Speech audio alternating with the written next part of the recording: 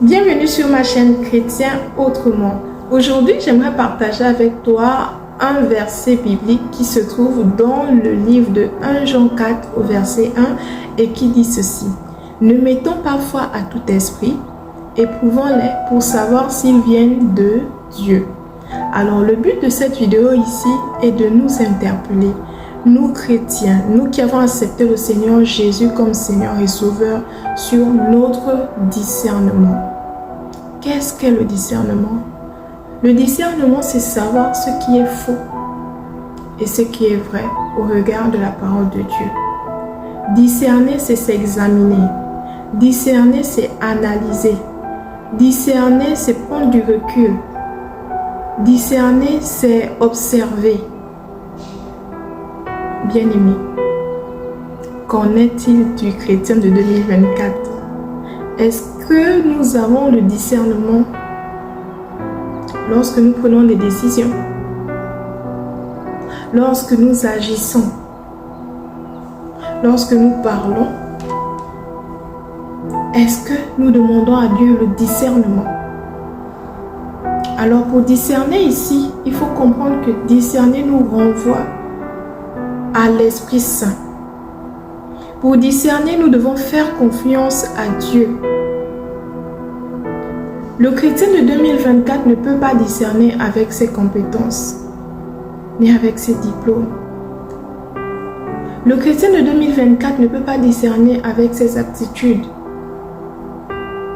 avec son statut. Le discernement est une grâce. Le discernement est un don. Et lorsque Dieu nous demande de faire preuve de discernement, d'examiner, de nous examiner, c'est parce qu'il sait que sans le discernement, le chrétien est perdu. L'homme généralement est perdu. Bien-aimé, il y a des choses qui nous arrivent actuellement parce que nous avons manqué de discernement. Il y a des situations que nous vivons actuellement parce que nous manquons de discernement. Quel est le rôle du Saint-Esprit? Le rôle du Saint-Esprit est de nous emmener à faire le bon choix, à prendre les bonnes décisions au regard de la parole de Dieu. Alors toi qui me regardes actuellement, je viens attirer ton attention parce que il y a un temps pour tout. Mais pour connaître le temps de Dieu, il faut discerner sa parole. Il faut discerner son plan parfait pour nous. Qu'est-ce que Dieu a prévu pour nous, chrétiens? Qu'est-ce que Dieu a prévu pour toi, pour moi? Sans discernement, nous ne pouvons pas rentrer dans le plan parfait de Dieu. C'est pourquoi je vais t'interpeller à prier beaucoup pour le discernement. Je vais t'interpeller à ne pas négliger le discernement dans tes temps de prière. Parce que tu peux rater ta destinée parce que tu manques de discernement. Et souvent, à côté du discernement, il y a la sagesse. Ne peut discerner que celui qui a la connaissance. Ne peut discerner que celui qui est assis sur la parole de Dieu. Ne peut discerner que celui qui est suivi, assisté par le Saint-Esprit. Le livre d'Ecclésiaste pouvait nous dire qu'il y avait un temps pour tout. Un temps pour semer, un temps pour récolter. Un temps pour pleurer, un temps pour se réjouir. Bien-aimé, si tu veux connaître quelle est ta saison, tu dois faire preuve de discernement. Bien-aimé, lorsque tu lis le livre d'Ecclésiaste 3, tu peux comprendre que Dieu a un chronogramme. Dieu a un plan parfaitement établi. et parce qu'il est le maître des temps et des circonstances. Si tu ne connais pas ou si tu n'arrives pas à discerner quelle est la saison, quelle est ta saison favorable, est-ce que c'est la saison de te lamenter? Est-ce que c'est la saison de te lever et d'aller déposer des dossiers à gauche, à droite? Est-ce que c'est la saison de ton mariage? Si tu ne connais pas discerner les temps de Dieu, ce n'est pas dans ta vie personnelle que tu pourras le faire. Bien-aimé, ne te résous pas à la situation, n'accepte pas la situation que tu vis. N'accepte pas le chômage chronique, n'accepte pas la pauvreté que tu vis. N'accepte pas la stagnation que tu vis. N'accepte pas ça. Parce que la parole de Dieu nous dit qu'il y a un temps pour tout. Il y a un temps pour tout. Fini le temps des lamentations. Fini le temps de te plaindre. Fini le temps de te distraire. Fini le temps de l'ignorance. Fini ce temps. Fini le temps de la prostitution. Tu t'es assez prostitué. Tu as assez arnaqué. Tu as assez volé. Fini ce temps-là où tu as rejeté Dieu. Parce que Dieu ne tiendra même pas compte de ces temps d'ignorance. Dans les derniers temps, les hommes ne supporteront plus la saine doctrine. Et ayant la démangeaison d'entendre des choses agréables, ils se donneront aux faux docteurs, aux faux prophètes, aux faux messagers, aux faux messages, aux faux hommes de Dieu. Bien-aimé, je viens encore te dire ici, je viens t'annoncer ici que c'est Jésus qui sauve. C'est Jésus qui guérit, c'est Jésus qui élève, c'est Jésus qui transforme, c'est Jésus qui donne le mariage, c'est Jésus, c'est par sa grâce. Alors si tu ne fais pas preuve de discernement, si tu ne veux pas t'asseoir sur Jésus, si tu ne veux pas accepter qui est Jésus, qui est la personne de Jésus, ce que tu as actuellement est temporaire, sera temporaire. D'accord? Sera temporaire.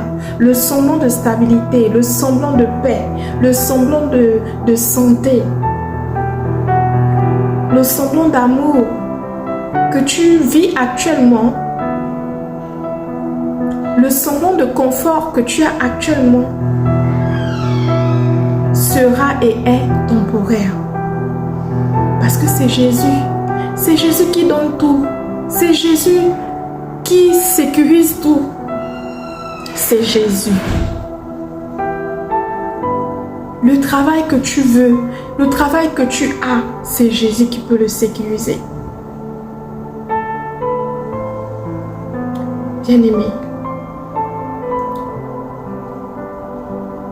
accepte Seigneur Jésus comme Seigneur et Sauveur. Accepte Jésus.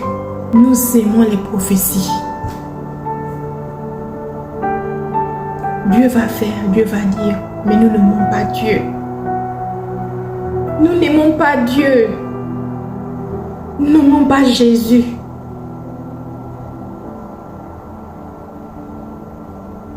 Bien-aimé, mon frère, ma soeur, tu veux te marier, c'est Jésus. Tu veux le travail, c'est Jésus. Tu veux la guérison, c'est Jésus. Tu veux l'élévation, la promotion, c'est Jésus. Il n'y a pas de miracle sans Jésus. Tu veux la paix, c'est Jésus. Je ne sais pas ce que tu endures, je ne sais pas quelles sont tes ambitions, quelles sont tes aspirations, mais je peux t'assurer que sans Jésus, tu vas tourner en rond. Sans Jésus, tu vas stagner dans tous les domaines possibles de ta vie. Bien-aimé, le discernement est une arme. Le discernement est l'une des manifestations de l'Esprit Saint. Parce que tu ne connais pas qui est à côté de toi.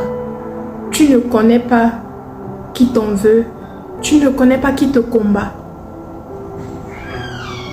Dans ton lieu de travail, dans ton assemblée, dans ton église, dans ta famille. La parole de Dieu pouvait nous dire que il y a des loups déguisés en agneaux. Mais comment est-ce que tu vas faire pour connaître que celui-ci est un loup pour toi? Pour tes projets, si tu n'as pas le discernement. Nous sommes trop naïfs, trop dans la distraction. Les chrétiens de 2024. Toi qui m'écoutes en ce moment, je t'exhorterai à faire preuve de discernement dans tes choix, dans tes décisions. Tout ce qui brille n'est pas or. Et pour cela, tu dois communier avec le Saint-Esprit. Tu dois accepter que le Saint-Esprit te dirige comme une boussole. Tu dois faire le bon choix. Tu dois te livrer entièrement et non partiellement. Parce que le Saint-Esprit ne pourra opérer en toi que si tu lui donnes tout. Si tu lui donnes tout, si tu lui donnes tout ton cœur, toutes tes pensées, tout ce que tu as. Sortons de la distraction, sortons des lamentations, sortons du découragement et faisons place au Saint-Esprit. D'accord?